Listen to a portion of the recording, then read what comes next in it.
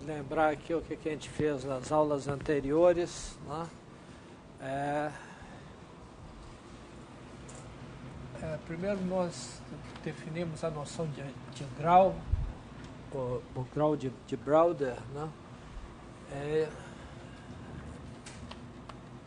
De aplicação contínua de Mn, as duas variedades de mesma dimensão, compactas, né? E para essa com a tal aplicação a gente associou o inteiro, que é chamado por grau da aplicação, de tal forma que duas aplicações homotópicas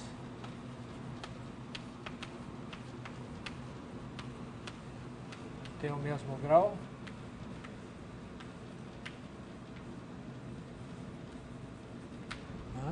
E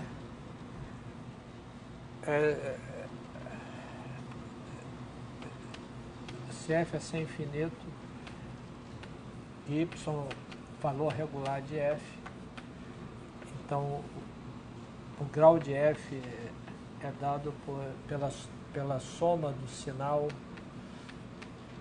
de x, onde x pertence a f menos 1 de y. Para a imagem de y, como a dimensão é a mesma, ela tem um número finito de pontos, a gente associa um sinal então essa é a maneira de calcular o grau. O ponto importante aqui, né, é que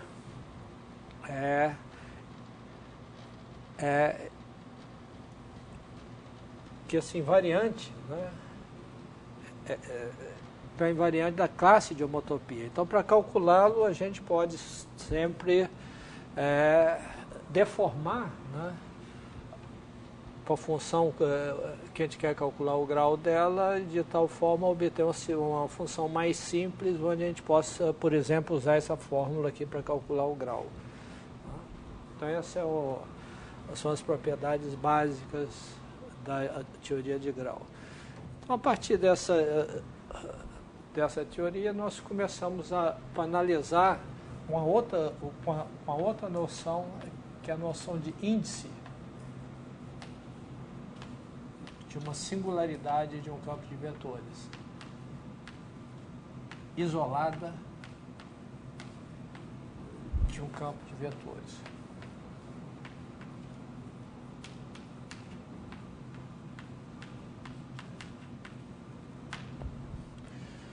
Bom, essa noção a gente começou a definir no caso do Rn, né? A gente tem um campo de vetores em Rn, um campo de vetores contínuo, né? E a gente tem uma singularidade desse campo de vetores, que é um ponto tal que x0 é igual a zero, e essa singularidade é isolada, né? Isto é, se x está próximo de x0, isso não acontece. Quer dizer, é a única singularidade numa vizinhança. Então, a partir daí, a gente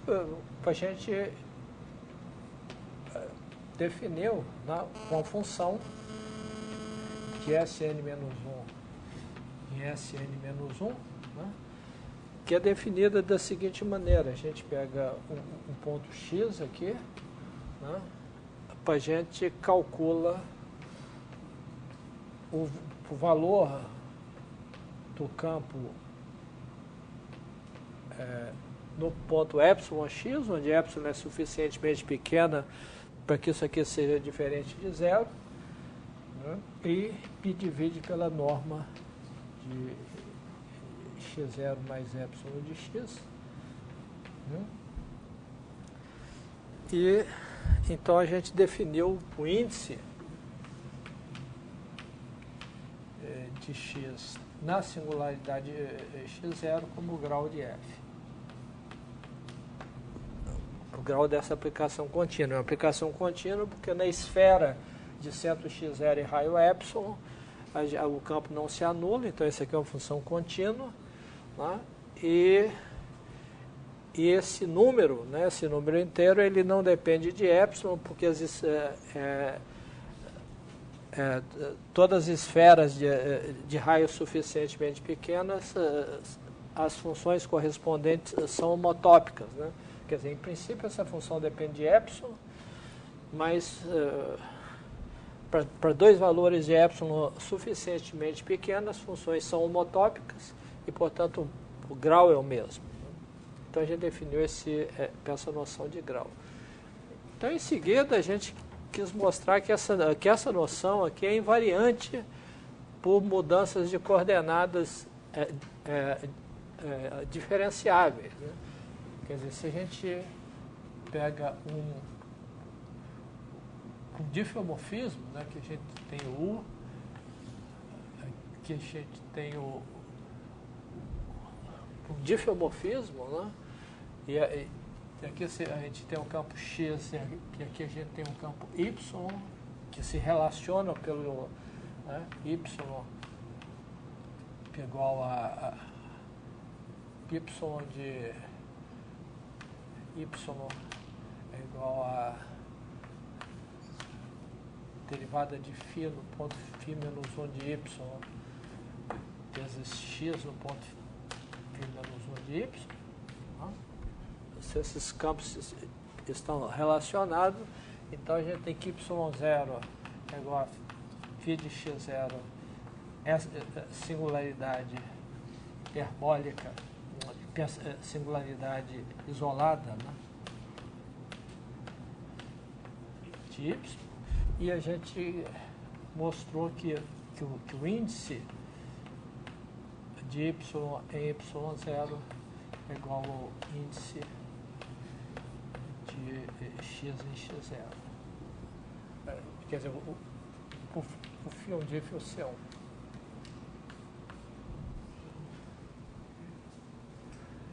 E a maneira de mostrar isso, né, nós mostramos primeiro o fato seguinte, que isso acontece se x é C1, o C infinito, né, e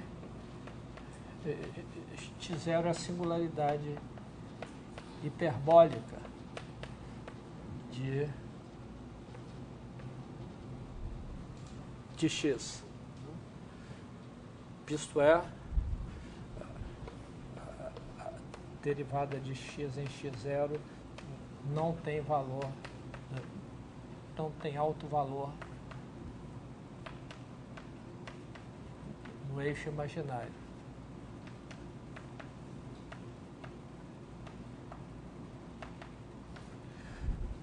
Bom, isso é verdade, porque nesse caso o índice de x em x0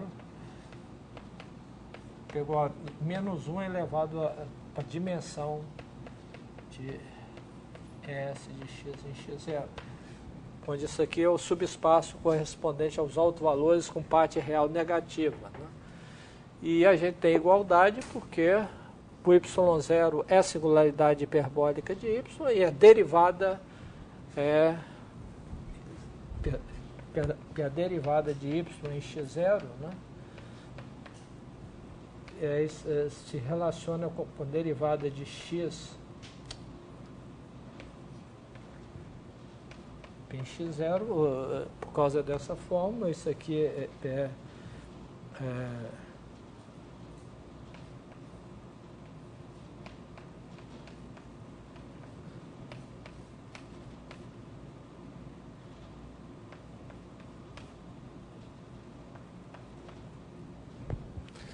então essas duas transformações lineares são conjugadas, portanto o espectro é o mesmo, portanto o número de autovalores com parte real negativa é o mesmo e, portanto, o índice é igual, né? Então, para singularidades hiperbólicas, a gente está feito, né? E a segunda parte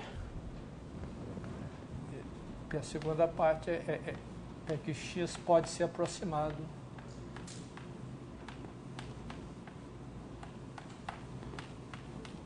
o x x contínua, né? X tilde sem infinito com singularidades hiperbólicas. Né? Então isso significa o seguinte, é que a gente tem o U aqui, tem um ponto x0, né? Então a gente já tem uma vizinhança aqui, né? Onde o campo não se anula, né? O campo x não se anula. Se a gente perturba o campo x, nós vai aparecer aqui numa vizinhança, né? Um número finito de singularidades. Então, isso aqui são singularidades hiperbólicas do perturbado. Então, esse perturbado também, se a perturbação é pequena, ele não se anula nessa bola de raio epsilon, na esfera de raio epsilon, porque está próximo do campo x que não se anula. Né? Então, aqui o x tilde é diferente de zero na esfera. Né? E lá dentro ele vai ter um número finito de singularidades dentro da bola. Né? E o índice de cada um é mais ou menos 1, dependendo da coisa. Né? Então agora a gente pode tomar pequenas bolas disjuntas aqui, em torno de cada uma das singularidades, né? E a gente tem que no bordo dessas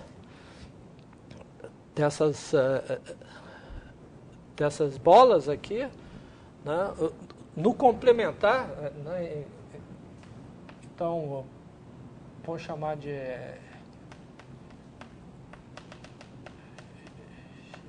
das singularidades hiperbólicas de x tilde na bola de centro x0 e raio epsilon. E agora a gente pega a W é igual a bola de centro x0 e raio epsilon menos a união das bolas de raio x tilde de raio delta, onde a gente toma o delta suficientemente pequena, né, para que essas bolas estejam contidas na outra. Né? Ok? Tá certo? Então, o campo x tilde de x é diferente de zero em W. Okay? E, portanto, a aplicação do bordo de W PSN-1, né, que a cada x passou a ser x tilde de x diferente, dividido por x tilde de x, né? No bordo, isso aqui tem grau zero. Por quê? Porque essa aplicação, como o x tilde é diferente de zero em W, ela se estende continuamente, né, para W, e, portanto, tem grau zero. Né? Okay? Isso é o teorema de Hopf. Né?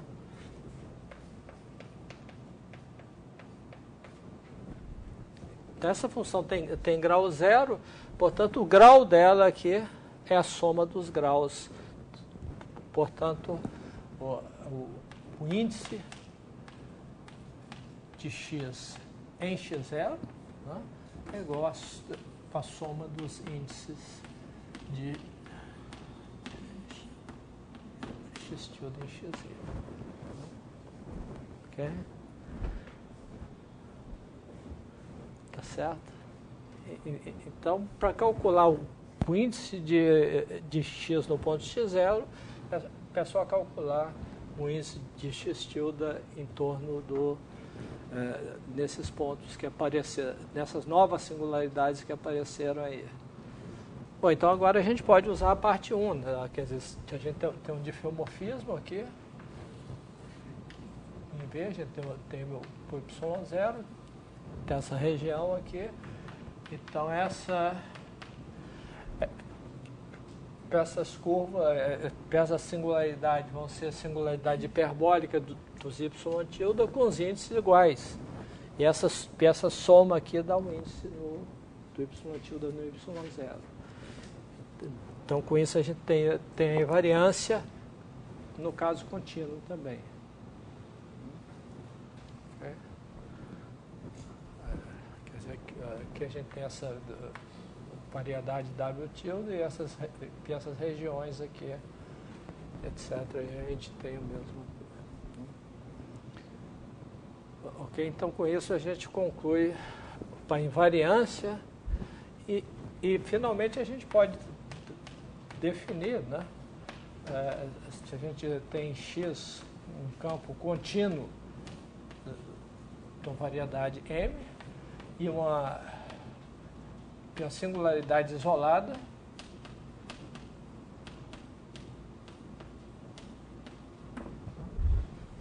então a gente define o índice de x no ponto x0 que é igual ao índice de φ de x0, onde φ de u é um tilde de Rm é uma carta local.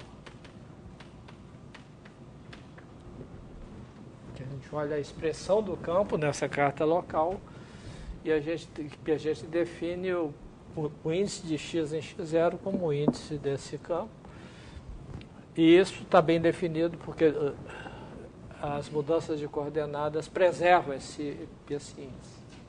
Okay? Portanto, a gente tem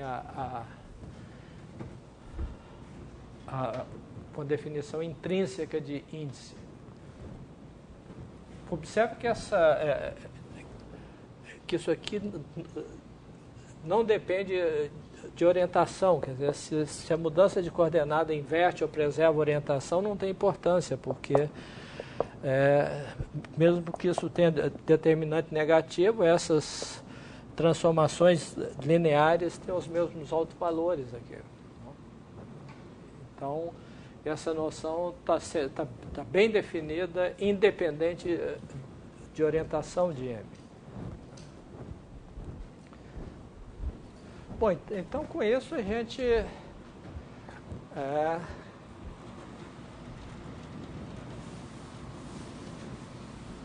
pode definir um novo inteiro, né, que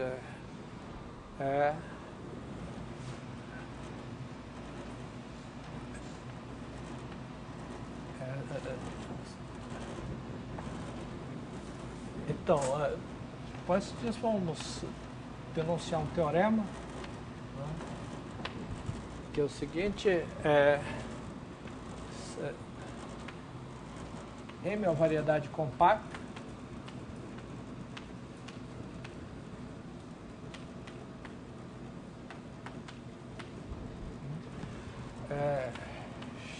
X e Y pertencente a campos contínuos em M, com singularidades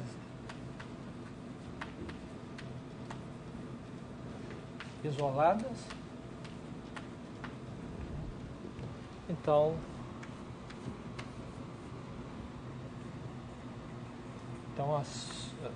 a soma do índice de x em x, ou seja, das singularidades é igual a soma dos índices de a soma dos índices das singularidades não depende do campo de vetores. Certo?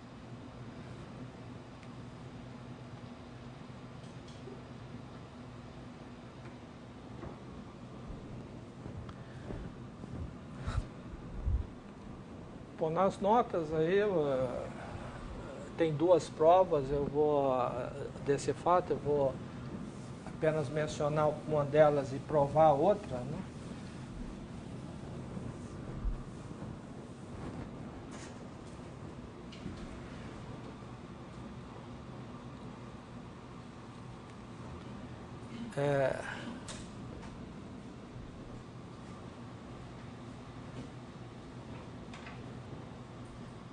Então, com a primeira prova, né,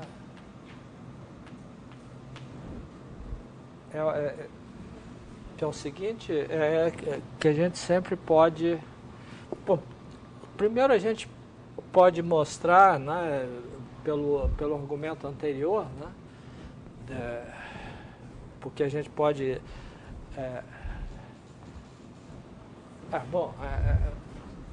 gente pega as singularidades de x, né, a gente pode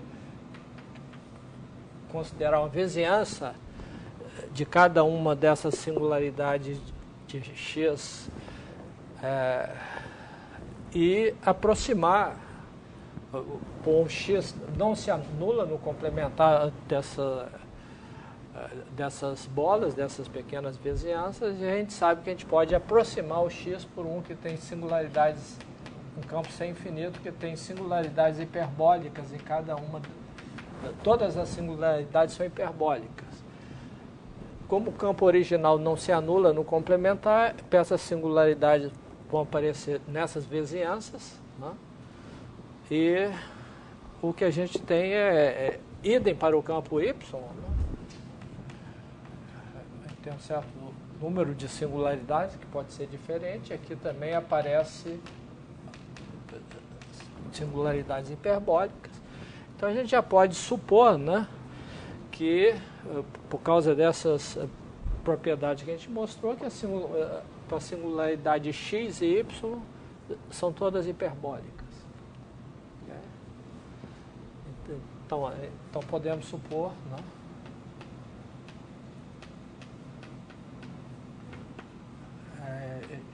x e y sem infinito com todas as singularidades hiperbólicas.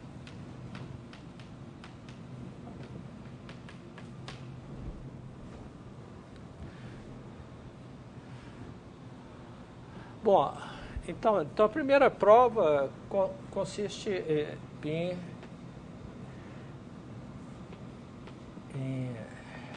mostrar o seguinte, que existe uma família, né, de campos de vetores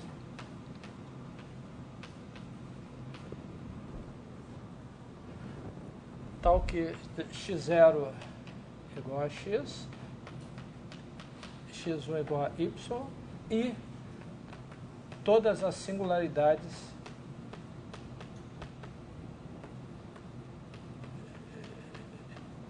xt são isoladas. Bom, se a gente prova isso, né, então a gente tem, pela invariância do grau por homotopia, que a soma dos índices de xt0 é igual a soma dos índices de xt, t próximo a t0, o que implica o teorema. Porque se as singularidades são sempre isoladas, a gente tem o grau, quando a gente muda um pouco o campo, a transformação no bordo muda pouco, são homotópicas e, portanto, tem o mesmo grau. Então, isso aqui vem da invariância por homotopia do grau e a gente está feito. Então, a gente pode provar esse resultado, e isso a gente tem uma prova no capítulo de transversalidade, onde a gente usa transversalidade para provar que isso acontece. Quer dizer, é claro que as singularidades não são sempre hiperbólicas, porque, em particular, o número de singularidades pode ser diferentes, então a gente vai ter que, nesse caminho, a gente tem que mudar o número de singularidades. Mas a gente tem que mudar de modo a não alterar os índices. E a maneira de mudar isso seria, por exemplo, uma situação quando a gente tem duas singularidades, para a gente passar por colapsar essas duas singularidades, digamos, na reta, e depois essa singularidade desaparece para o novo campo de vetores. Que a gente tem uma atratora, outra repulsora, aí a gente tem, no meio a gente tem uma que não é hiperbólica, porque atrai de um lado e repele do outro, né? E depois ela desaparece. Mas sempre, né, aqui a gente tem uma singularidade isolada ainda. Né? Então isso aqui a gente teria hiperbólico, então nas outras dimensões a gente teria contração numa direção e expansão na outra. Mas apenas em uma direção a gente teria. Bom, isso é uma prova que eu não vou detalhar aqui, porque a outra prova é mais simples. Mas a outra prova depende de estender um pouco essa noção de grau, generalizar essa noção de grau. Que essa noção é a noção de número de interseção.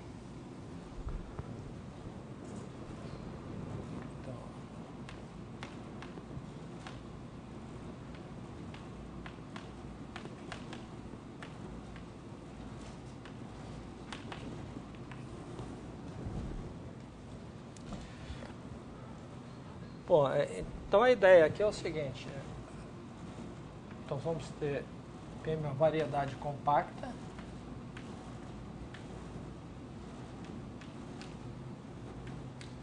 orientada,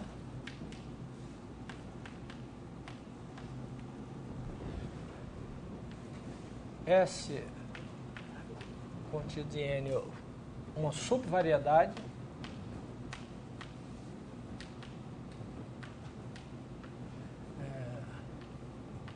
orientada, N também orientada, tudo orientado por enquanto. E a propriedade aqui é que a dimensão de M igual a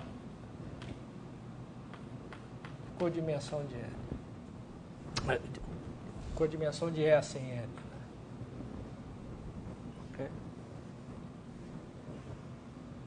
Então, se a gente tem uma transformação F de M em N, tal que F é transversal a S, então a gente pode definir o número de interseção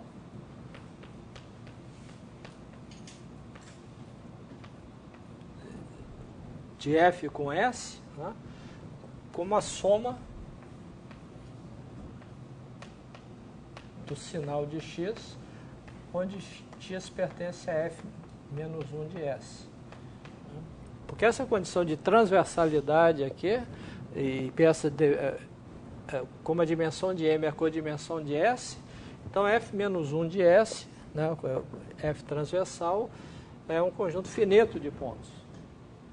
Conjunto finito de pontos, então a gente pode, em cada ponto, associar um sinal e a gente soma, é uma definição parecida com grau, né? A gente soma o sinal, agora, o que é o sinal de X? Então, o sinal de X vai ser mais 1, né? se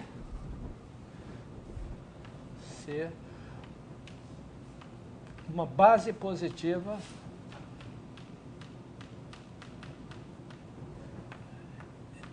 de S do espaço tangente a S no ponto f de x, né? Seguida da imagem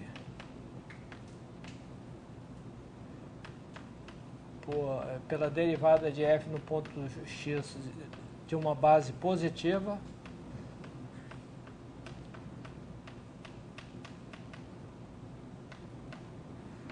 de tmx é uma base positiva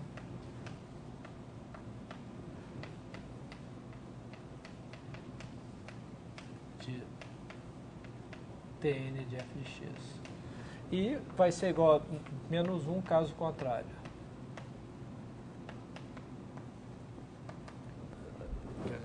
Se essa base for negativa. Tá certo? Então, é uma definição análoga, né, à anterior. Quer dizer, isso tem sentido porque tudo é orientado, a gente pode dizer sobre...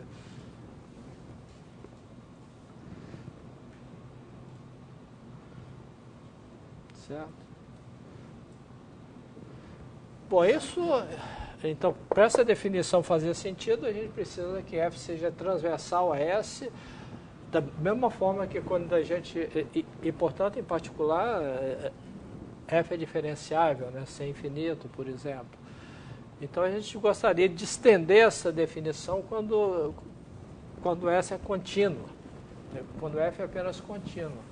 Para isso, a gente precisa de um teorema análogo àquele que a gente teve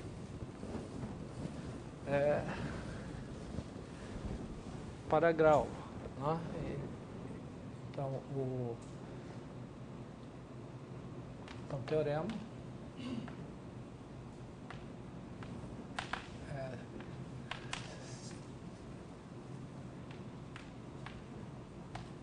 GMN são homotópicas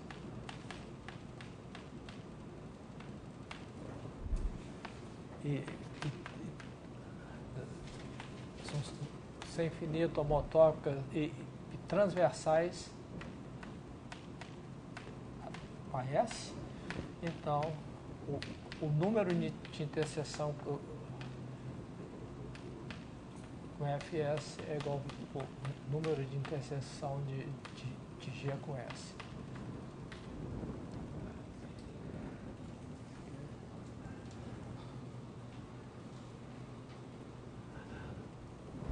Sem infinitos são de classes sem infinito são C0 homotópicas. Então, e a demonstração é exatamente a mesma coisa, né? Porque a gente já viu que duas funções são C0 homotópicas, a gente pode mostrar que existe homotopia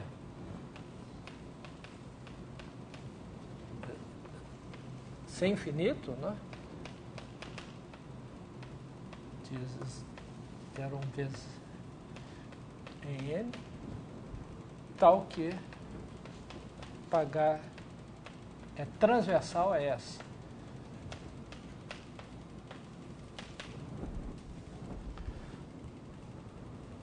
Quer dizer, como a gente viu antes, a gente tem uma homotopia C0, a gente já primeiro pode modificar essa homotopia de modo que perto de 0 e perto de 1 ela seja sem infinito, por exemplo, é constantemente igual a F, constantemente igual a G, né, para T próximo de 0 e para T próximo de 1.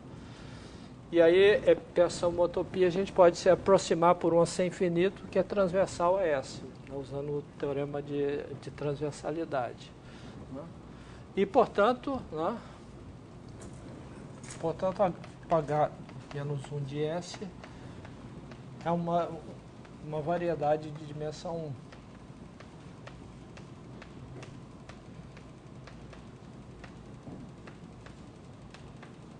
Então, a gente tem a mesma situação que no caso de grau. Né?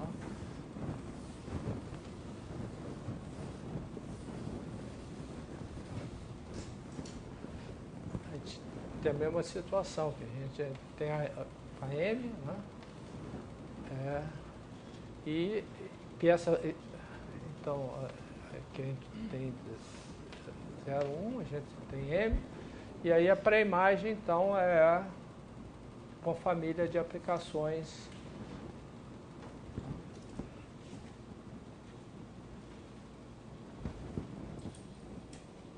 Isso é a pré-imagem de S, né? É uma família de curvas, né? Algumas curvas são círculos, contidos no interior, e as que tocam o bordo são intervalos, né? E aí, da mesma maneira que a gente... Ah, bom, tem outras curvas que vêm para cá. Assim. Os dois pontos podem estar no mesmo bordo e estar no bordo distintos. Então, da mesma forma que a gente viu antes, o sinal desses pontos são opostos, o sinal de pontos são opostos, e esse sinal é o mesmo sinal que o outro. E aí a gente conclui a demonstração. É exatamente a mesma prova que no caso de grau. Ok?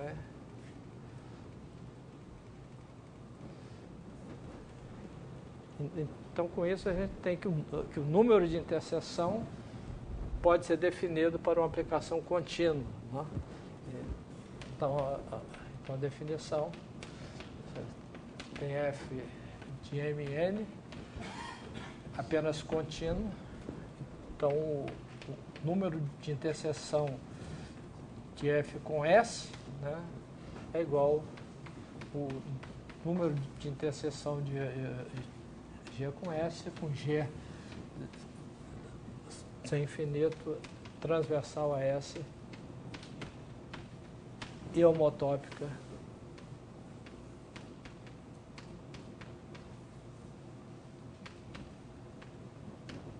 para F.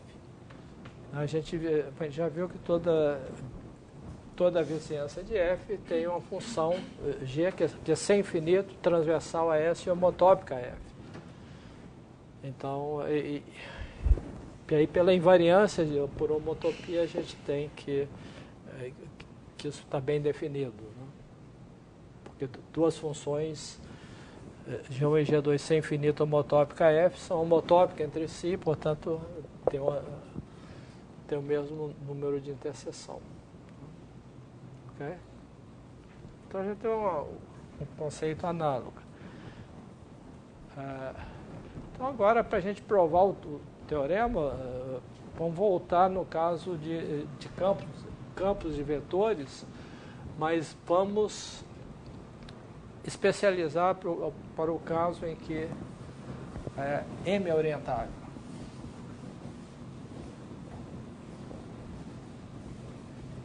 Então, primeiro caso, demonstração. Primeiro caso, vamos supor que M é orientável. Okay. Bom, então a gente pode... a gente tem que um campo de vetores, né, que é uma aplicação de M em Tm. Se M é orientável, Tm é orientável também. E esse Tm tem uma subvariedade que é a seção nula.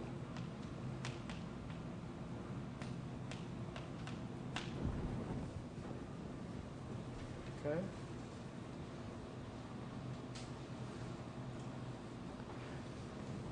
Então, as singularidades de X são exatamente a pré-imagem dessa seção nula.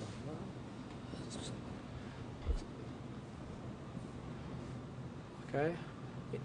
Então, eu afirmo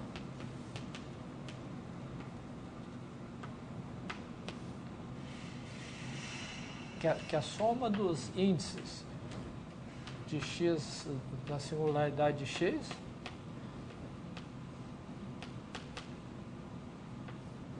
é igual o número de interseção de X com a seção nula.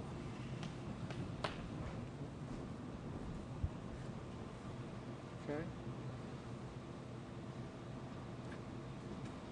Bom, então aí para a gente estar feito, né? Porque se a gente pega x e y, campo sem infinito, né? De M, então para a gente ter 1 menos tx mais ty, né? Isso aqui é um campo sem infinito em M. Então esses campos, dois campos são sempre homotópicos, né? E portanto, o número de interseção é o mesmo. Okay?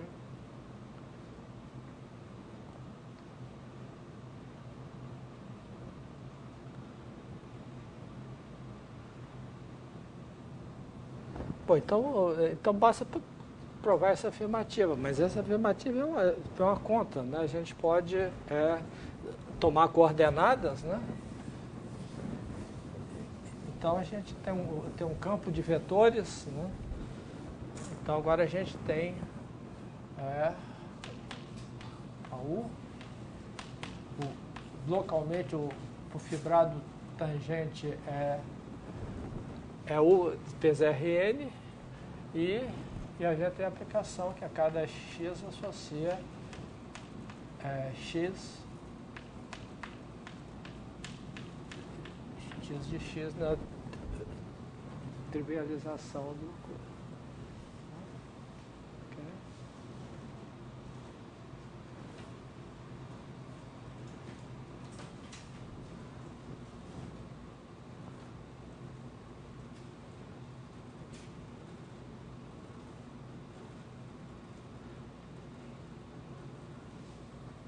Então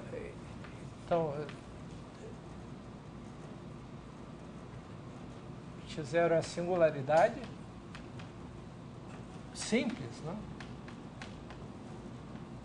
Simples é quando o zero não é outro valor, somente se x é transversal a por vezes zero em x0.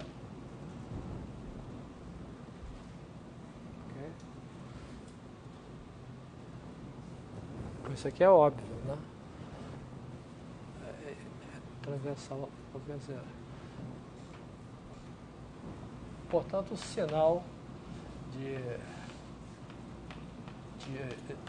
dessa aplicação aqui, né? Vamos mudar o nome um pouquinho de x chapéu em x0 é igual ao índice de x em x0.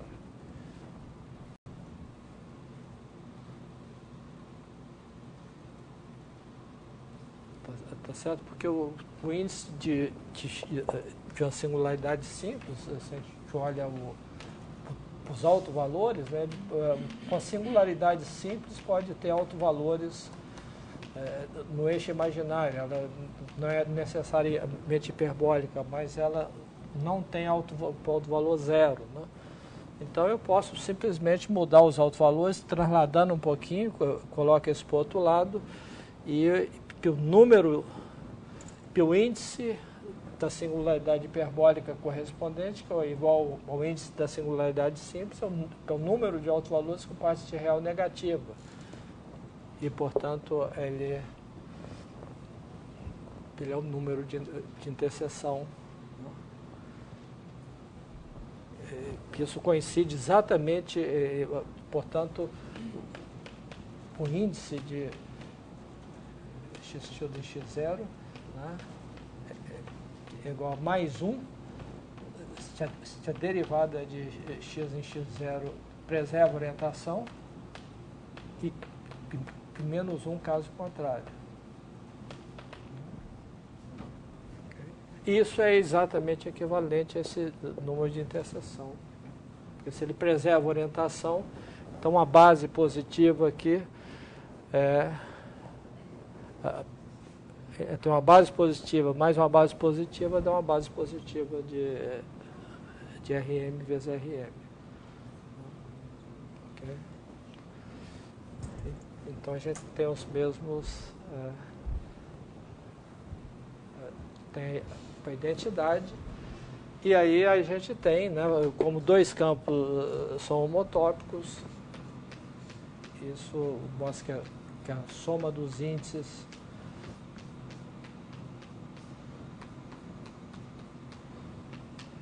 é igual a soma dos índices de y e y da singularidade de y. Portanto, isso não depende do campo. E esse número comum aí, isso depende apenas da variedade. Isso é chamada característica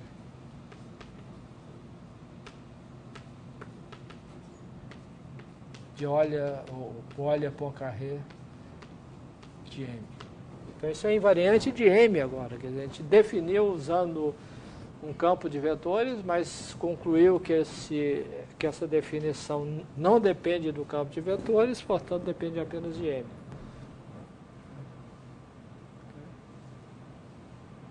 Então, é invariante de M, quer dizer, duas aplicações. Então, a gente tem em particular que se duas variedades compactas... Põe isso no caso orientável. Né? Então, agora a gente tem que provar também que isso acontece no caso não orientável. Digamos que é não orientável.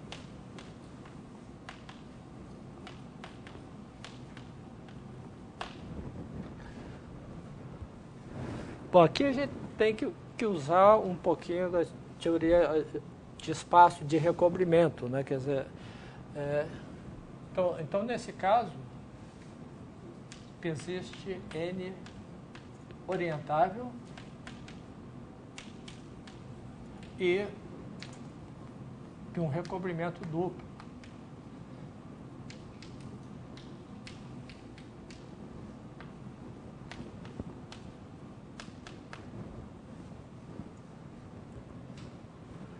Quer dizer, toda variedade não orientável, ela tem um recobrimento duplo orientável. Okay? Isso porque cada espaço tangente a M no ponto X, né, ele tem duas orientações, né, com orientação e a outra, que é o complementar dela. Então, a gente simplesmente, como conjunto, a gente simplesmente define N como o conjunto dos pontos dos pares X, pod X, tais que pod X é a orientação e DMX. E a projeção, π leva o X, pod X em X.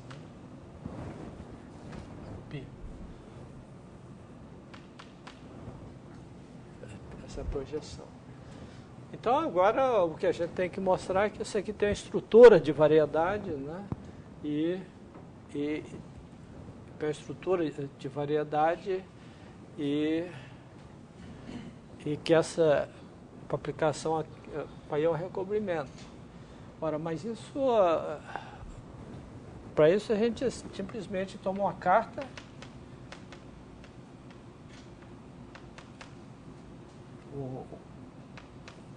tomar um negócio conexo aqui, né? Uma carta local. Q, né? E aí a gente define, né? Define cartas locais aqui, né? Em torno de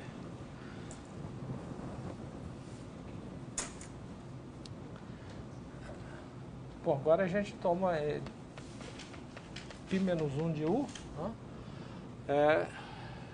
Tem duas componentes, agora vai ter duas componentes, é igual a U mais união U menos, né?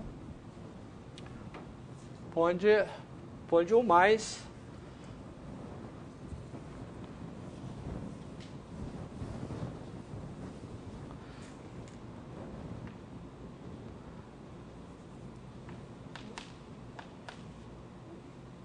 mais e o conjunto dos y O, tais que y pertence a U, né?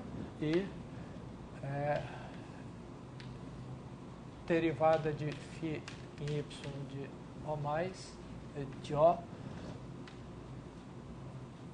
é igual a orientação positiva de Rm,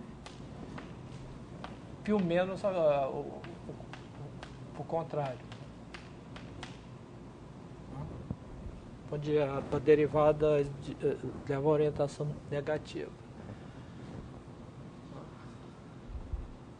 E as cartas locais, em π mais e U menos, são exatamente a composta de π com φ. Então, isso dá uma estrutura de variedade que, de fato, é um espaço de recobrimento, né? Onde o π menos 1 de U é o mais e o menos, e cada um deles é homeomorfo a U, né? Difeomorfo a U por π. Então, isso é uma aplicação de recobrimento. E, de fato, isso está definido, M sendo orientável ou não, né? Mas se a gente tem M conexo, né? Então a gente tem, se implica que N é conexo, se somente se M é não orientável.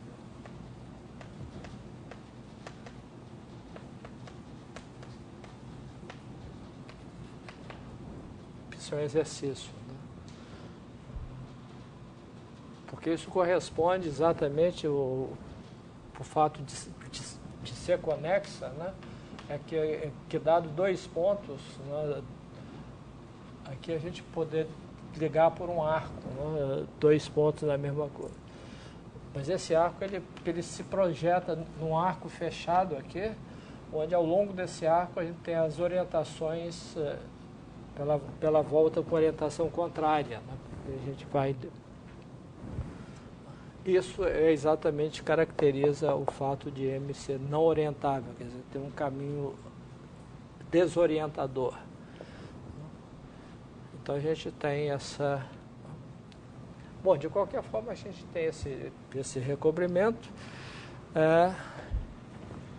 E então agora a gente precisa apenas de uma proposição, é que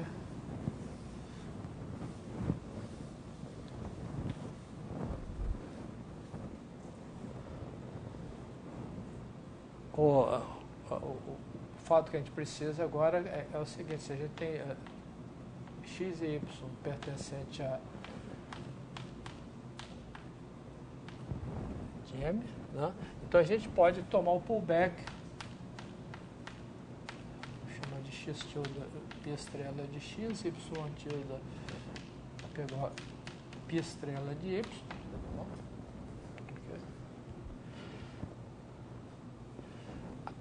Bom, agora a gente precisa apenas de um lema, né? Esse aqui é o caso particular do lema, se π de NM é a aplicação de recobrimento,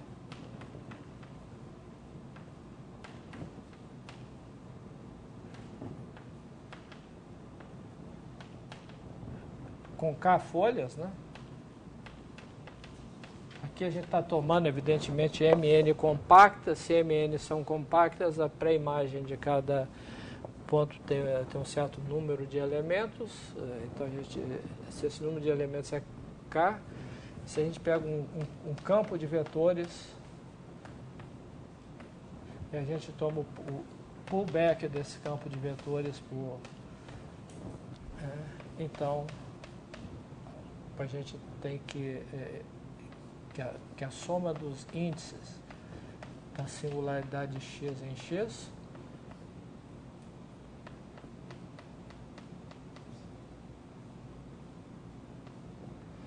K vezes isso é igual a soma dos índices da singularidade de y em y.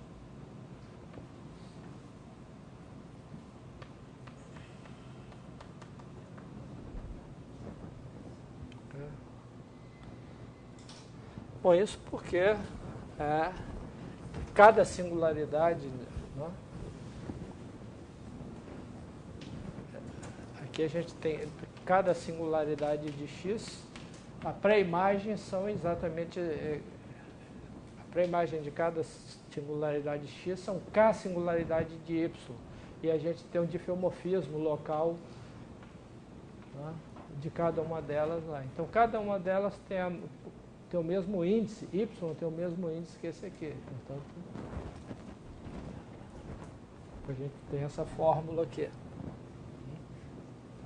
Okay?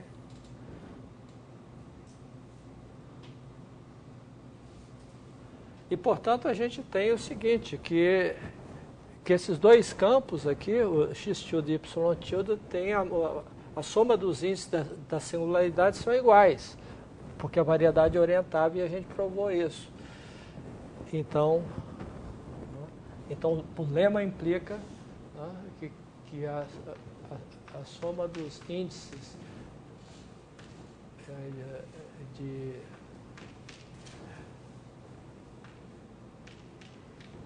isso é igual a duas vezes a soma dos índices de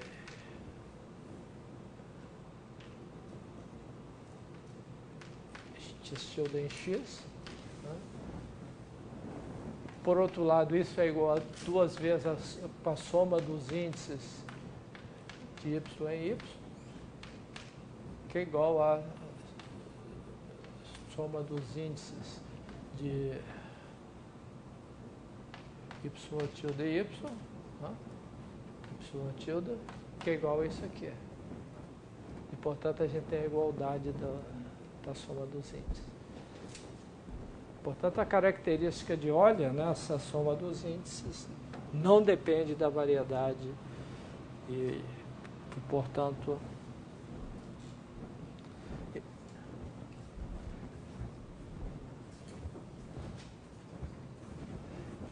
é uma invariante diferenciável, né? Quer dizer, então,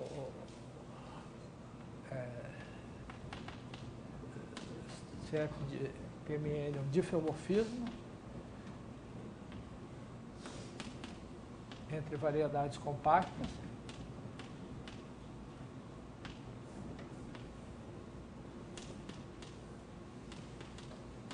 Isso implica que a característica de Euler de M é igual a característica de Euler em M.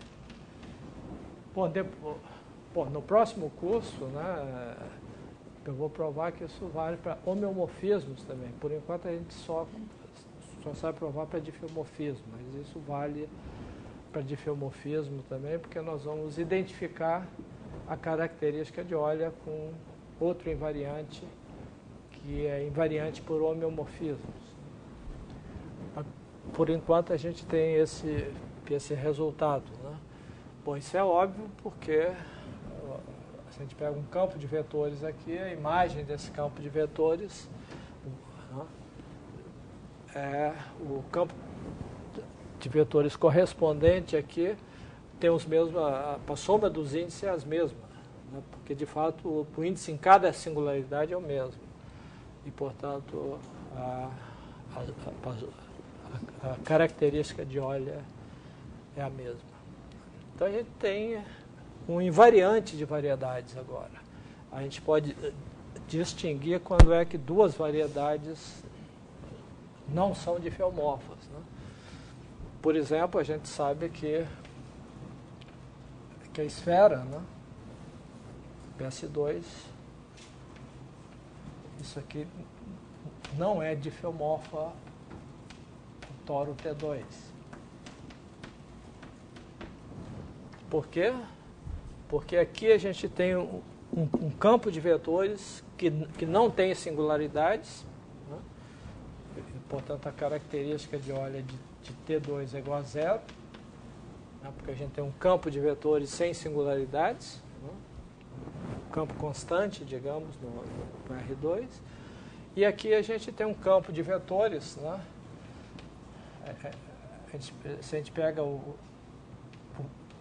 gradiente da função altura, por exemplo, a gente tem um campo de vetores com duas singularidades, uma repulsora, a outra atratora. E o índice de cada um delas é 1. E, portanto, a característica de Euler da esfera é 2. Então, a gente tem duas variedades com características de Euler distintas, então elas não podem ser difeomorfas, né? Então, isso é um invariante bastante forte, né? Bom, então, se a gente quer usar esse invariante, a gente tem que aprender a calcular esse invariante. Então, como esse invariante não depende do campo de vetores, o que a gente tem que fazer é mostrar a existência de algum campo de vetores conveniente.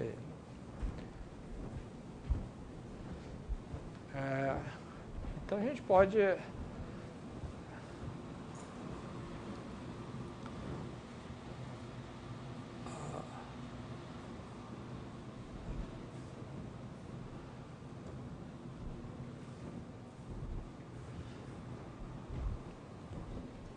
Por exemplo, o teorema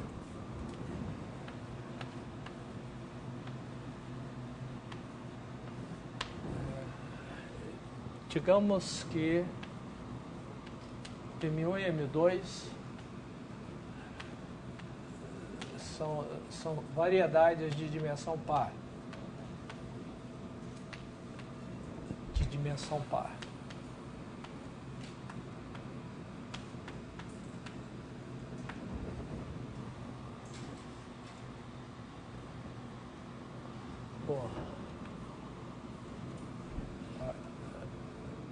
De mesma, não? Dimensão par. Então eu afirmo que a soma conexa, né, de M2, que a característica de Euler da soma conexa é igual à característica de Euler de M1 mais a característica de Euler de M2 menos 2. Então, se a gente tem duas variedades de dimensão par, a gente e conhece a característica de Euler de cada um delas, a gente tem a característica de Euler da soma conexa.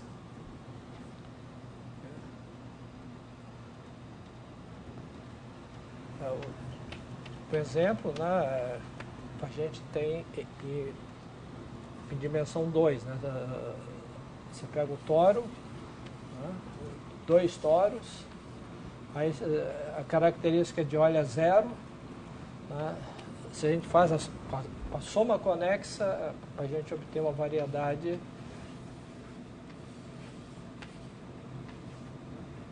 cuja característica de Euler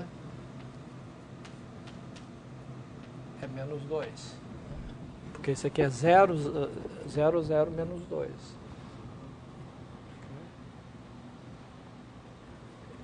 Então, se a gente faz uma soma conexa dessa variedade, né, que é a soma conexa de duas variedades, com toro de novo,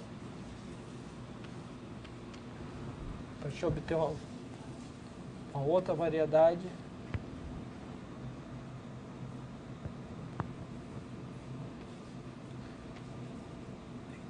que a característica TCM3 é a característica dessa mais o toro, menos 2 a menos 4.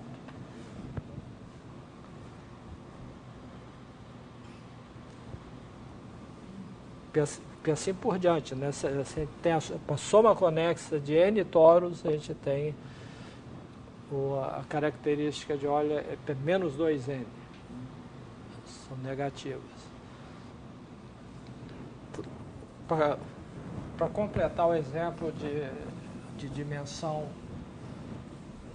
2, né,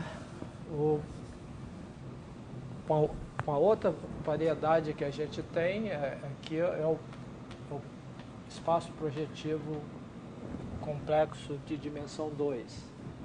Né? Como a gente viu, isso aqui, esse cara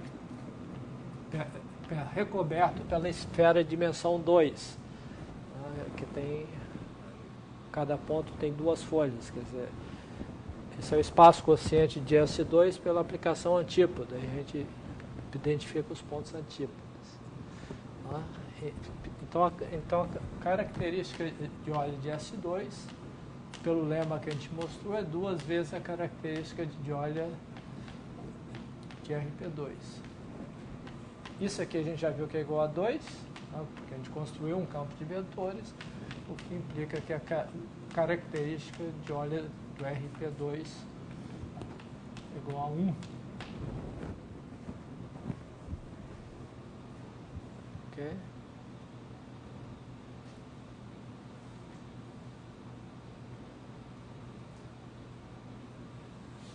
Então isso tem característica de óleo 2. Ora, mas aí a gente pode fazer a soma conexa, né, disso com toro T2. Isso é garrafa de Klein, né, a soma conexa do espaço. Então a característica disso aqui, ó, qualquer, é 0, 1, menos 2 é menos 1. E assim por diante. Agora a gente pode somar toros aí, a gente vai ter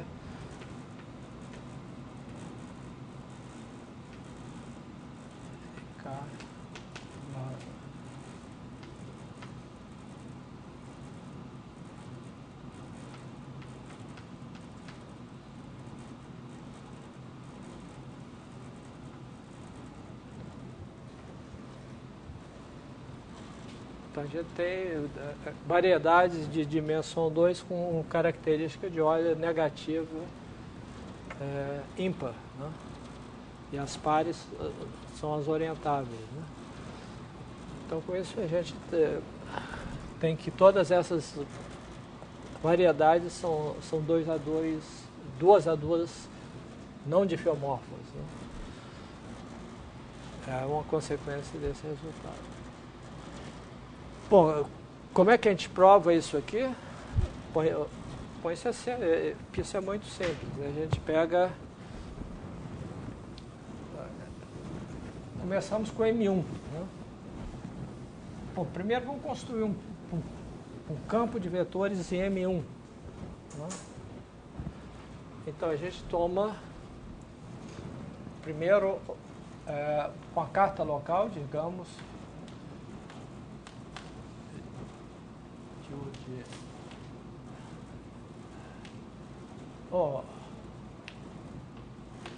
vamos tomar cartas locais em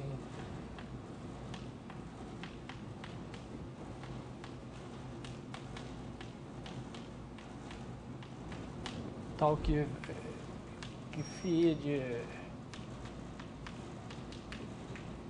tem um ponto xi e um i, uma em cada uma, né? A gente toma uma carta local, né? Então a gente vai construir 2 campos de vetores da seguinte maneira. O x1, um campo de vetores sem infinito em M1, né? De tal forma que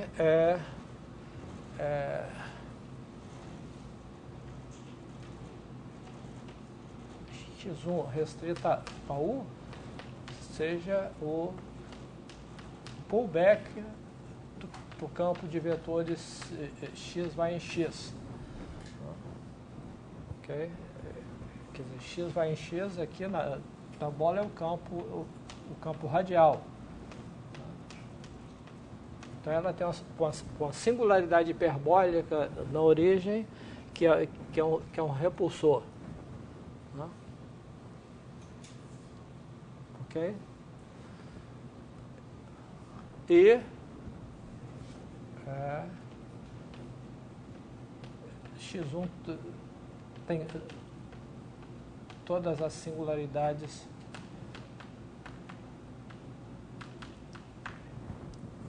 hiperbólicas.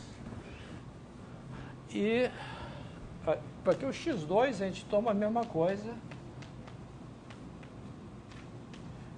só que vão tomar o contrário aqui. x2 restrito ao 2 igual a φ2 estrela do campo x vai em menos x. Tá? Então aqui é um campo atrator agora. Tá certo? Então agora está atraindo. Então se a gente toma uma esfera aqui, nessa esfera o campo está entrando para dentro, e nessa esfera aqui o campo x1 está saindo. Bom, a gente define o campo dessa maneira, estende de qualquer forma lá para fora, né, da vizinhança, e aproxima por um campo cujas singularidades são todas hiperbólicas. Tá certo? Então esse campo x1 vai ter umas tantas singularidades lá fora, né? Então a gente tem que a soma das singularidades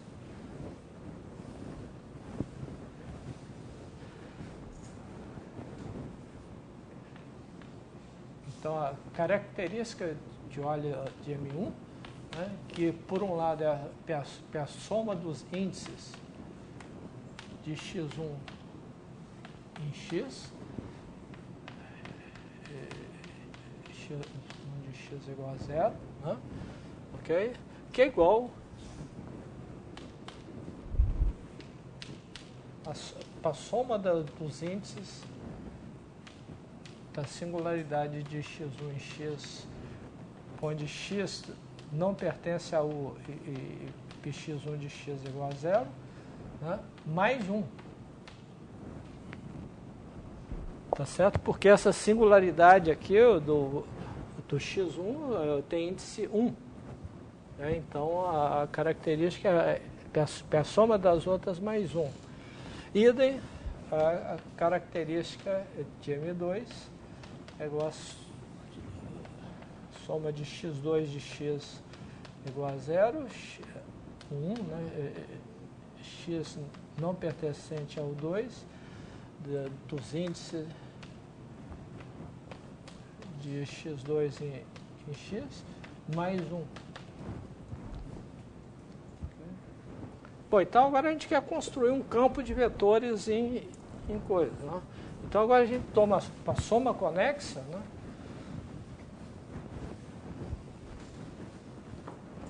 Então agora a gente toma a soma conexa das duas variedades.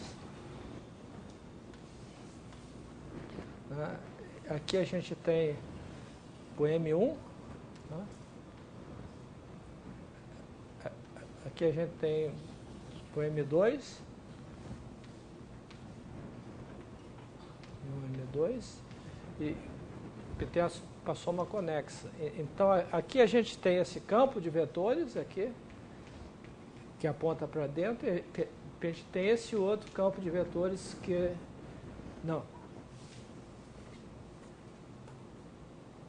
Para dentro, esse outro aponta para fora, né?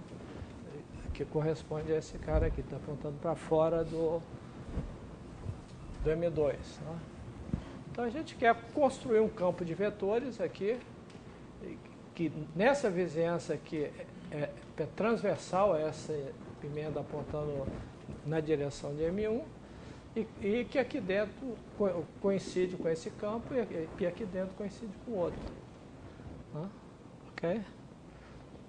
Simplesmente a gente pega o campo induzido por esse mergulho, pega o outro campo induzido por esse mergulho, que está definido para cá, e considera um outro campo paralelo aqui, né, transversal à coisa, e emenda esses dois, né, com a bump function, né, com a função auxiliar. Tá? Então a gente obtém um campo que não tem singularidades aqui, e cuja singularidade desse lado é igual exatamente à singularidade de M1 que está desse lado e do outro lado também. E aí a gente obtém a fórmula.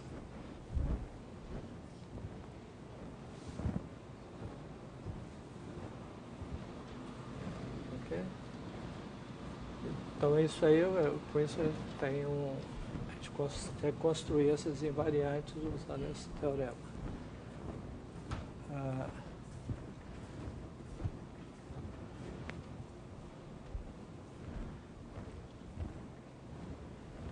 Pô, a gente pode também agora provar outras propriedades aí, né?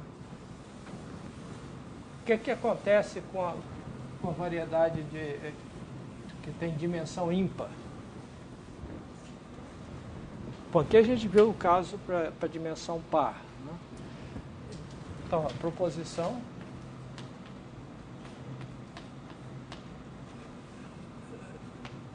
se M é uma variedade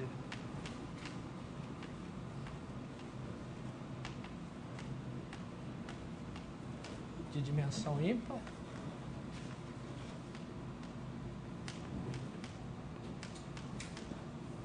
então, compacta, né? De dimensão ímpar, então a característica de Euler de M é sempre zero.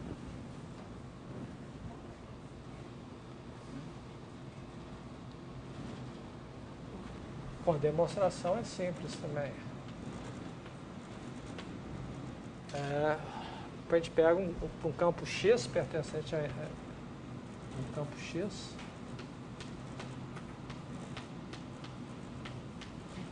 com todas as singularidades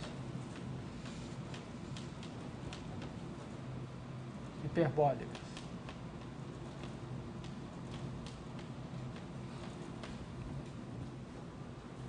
Okay. Aí a gente olha para o campo menos X. O campo menos X também tem todas as singularidades hiperbólicas, exatamente as mesmas singularidades que o X, né?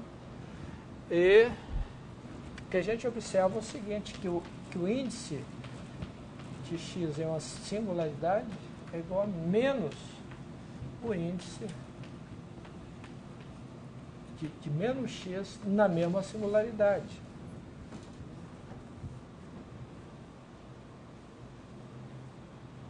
Por quê? Porque esse aqui pegou a menos 1 elevado ao sinal do determinante, né?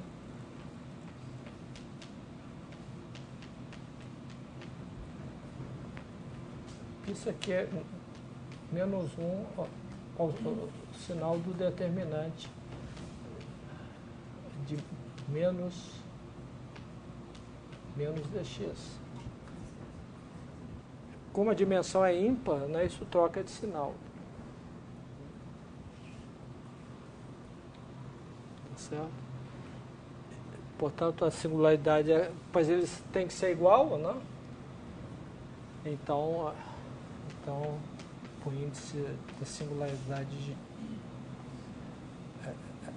então a característica de Euler, né? A soma do índice de x em x é igual a soma do índice de menos x em x menos, mas isso é igual a característica de Euler, e isso é igual a menos a característica de Euler. Portanto, a característica de Euler tem que ser zero. Ok?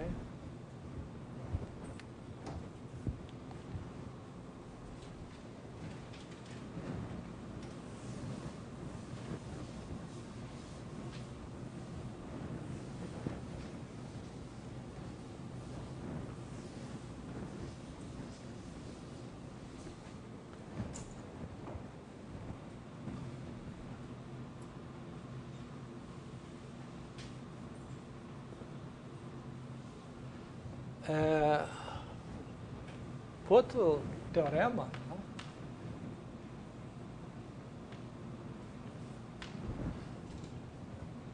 Outro teorema é o seguinte, é que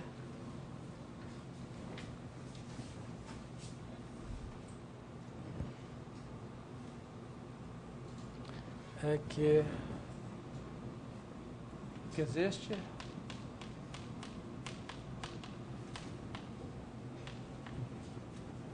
um campo de vetores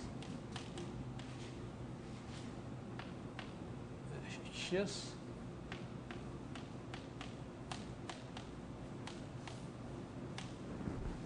tal que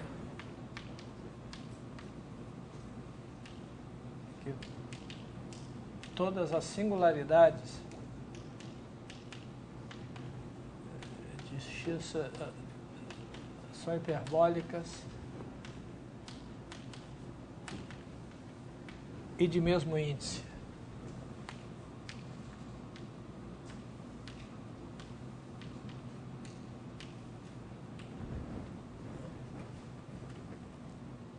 Quer dizer, os índices são todos iguais. Corolário, se a característica de óleo é de M igual a zero, isso implica que existe um campo de vetores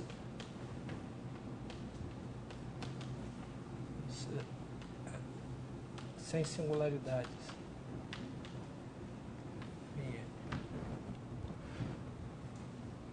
Com a recíproca é evidente. Quer dizer, então, a característica de óleo é zero se somente se existe um campo de vetores sem singularidades. Né? Porque como tem um campo de vetores cujas singularidades são sempre tem o mesmo índice, né? Então a característica de óleo é igual ao produto desse índice pelo número de singularidades. Okay?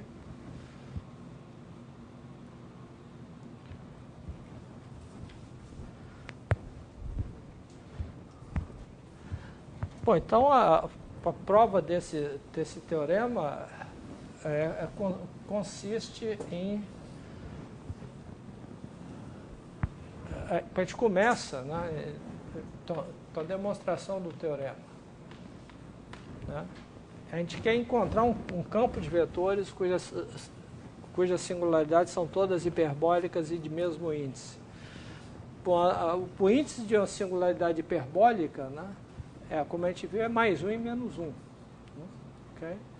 Então, o que a gente tem que fazer agora é começar com um campo cujas singularidades são todas hiperbólicas, isso aí é um conjunto denso, e a gente vai modificar esse campo de modo a eliminar pares de singularidade com índices opostos.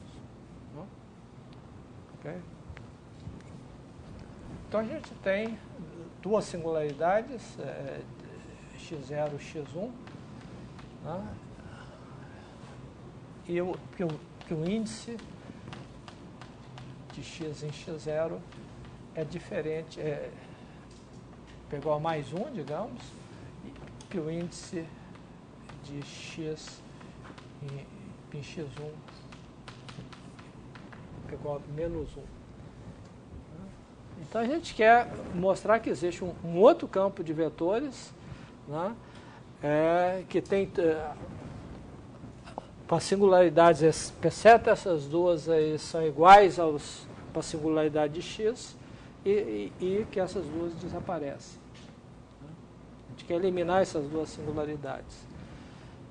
Como é que a gente faz isso? Bom, a gente já viu que existe uma... A gente pega um arco qualquer ligando essas duas singularidades e a gente viu que tem um mergulho aqui, né?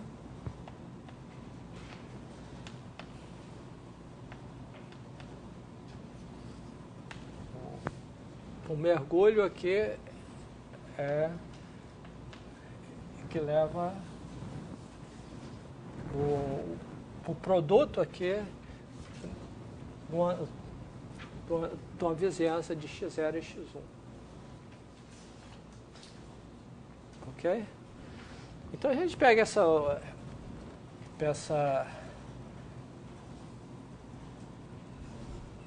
bola aqui, né, essa coisa difeomorfa bola, olhando para a imagem. Essa bola aqui. Okay. Pegamos esse arco de junto das outras singularidades, né? Então a gente pega esse mergulho, φ aqui, tal que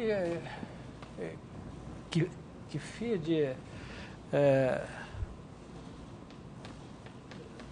0,1 fez o disco de junto das outras singularidades.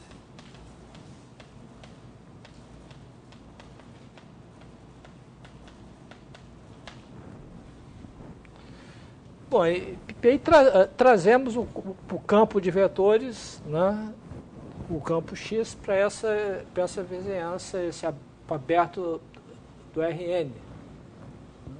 Okay? Então a gente tem que esse campo de vetores que a gente obtém aqui, ele se anula aqui, não se anula em nenhum outro ponto. Ok? E o índice dele nessas duas singularidades é oposto. Ok? Então vamos chamar de Y aqui o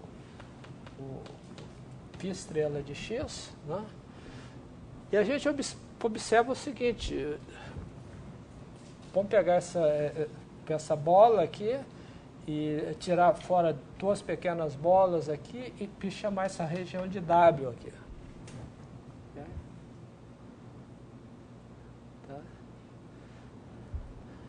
Ora, em W, né, o campo Y não se anula. Então a gente pode olhar para o campo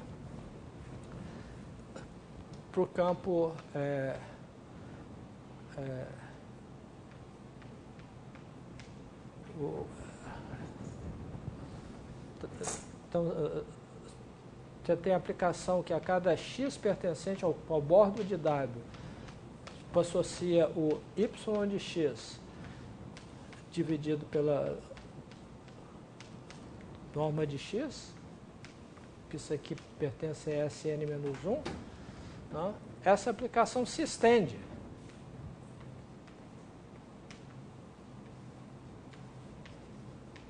Para W. Né? Portanto, ela tem grau zero. Então, isso aí tem grau zero.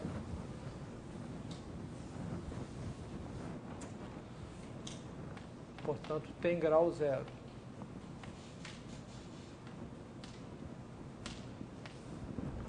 Ok? Então, essa aplicação tem grau zero. Né? Ok? Bom, então agora a gente observa o seguinte, mas o bordo de W tem três componentes, né, que é essa aqui mais essas duas, né, e o grau dessa aplicação é zero, então o grau dessa aplicação aqui é a soma do grau dessas duas aplicações para essas duas componentes do bordo. Né. Então, vou chamar isso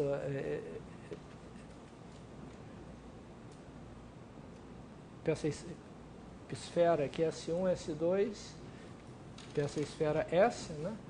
Então, o grau dessa aplicação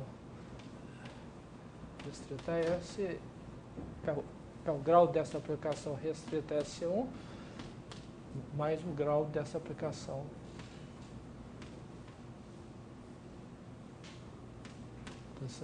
restrita a zero, isso aqui é igual a zero. Então, essa aplicação aqui tem grau zero. Ora, pelo teorema de Hopf, ela estende continuamente. Então, a aplicação X pertence para S, leva em Y de X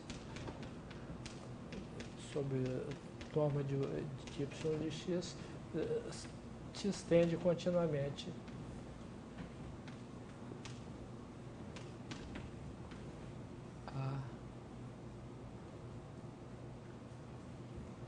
Ao interior de S. Okay? Para essa região aqui. Ok? Portanto, o Y se estende continuamente. Y se estende continuamente a um campo não nulo.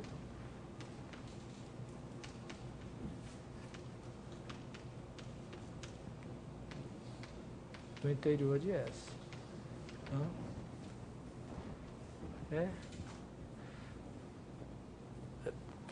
Para ver isso, a gente, talvez a gente tome uma região um pouquinho maior aqui, né?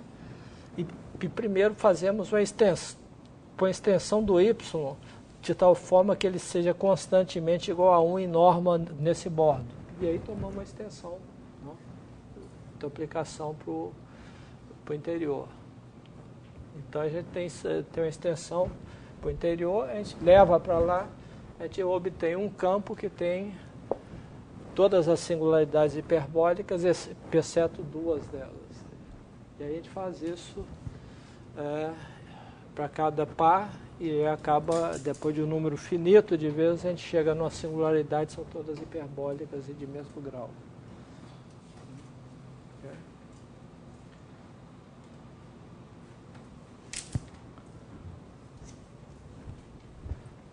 E como corolário a gente tem esse resultado importante aqui.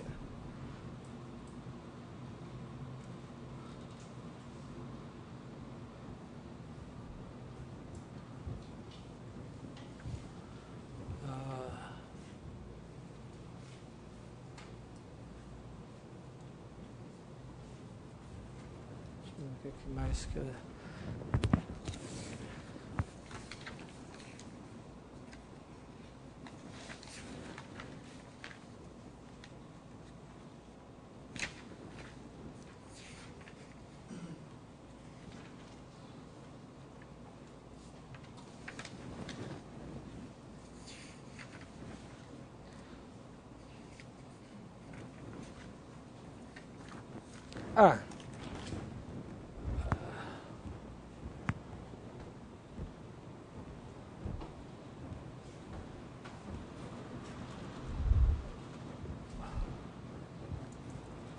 Bom, tem duas extensões possíveis aí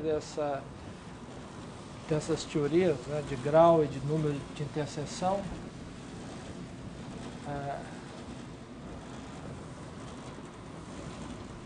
Uma delas vou olhar primeiro para a interseção de grau. Uma coisa é quando M é não compacta.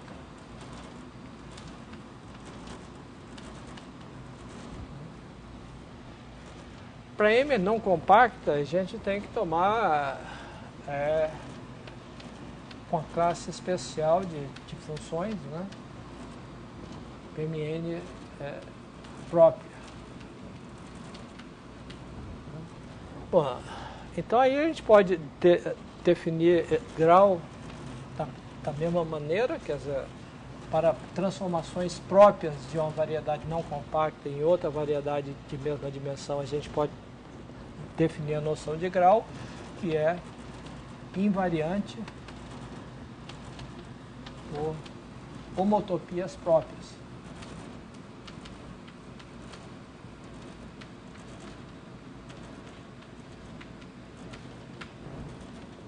Porque a homotopia tem que ser própria também para ter invariância do grau, né? Okay. E a definição é exatamente a mesma, né? A gente pega um valor regular, se a aplicação é própria, a pré-imagem desse valor regular tem um número finito de pontos, a gente define o índice em cada ponto, e a soma dos sinais é definido como grau.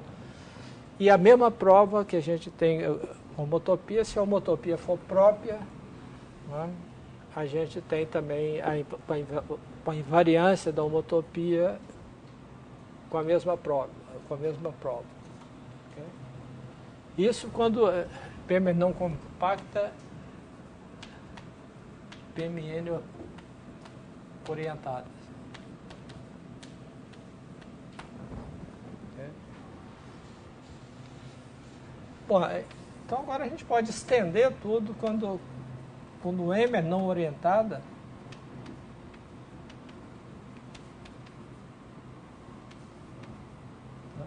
Aí a gente não pode definir mais o grau com sinais, porque isso não faz sentido, mas a gente pode definir o grau módulo 2. Então, o grau de F, né, é P0 ou 1, né, se o número de F-1 de Y é par. Y é um valor regular. E aí, menos 1 se for ímpar.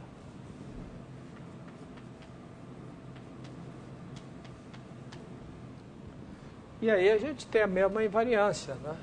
Por quê? Porque a gente tem homotopia, então, novamente, a pré-imagem são variedades, né? Agora a gente não tem mais orientação, mas a prova é até mais fácil, né? Quer dizer, a paridade aqui é a mesma lá, né? Porque as pré-imagens aqui, esse número é sempre par. Então o grau módulo 2 é invariante por homotopia.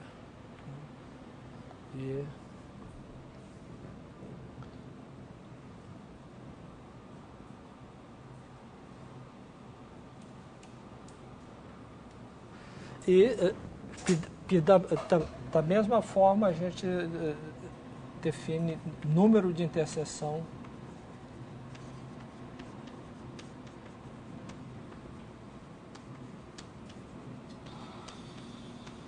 módulo 2. Com a mesma prova aqui a gente tem que isso é invariante por homotopia, a paridade da pré-imagem de S, né? Onde S é uma subvariedade. Então isso fica bem definido.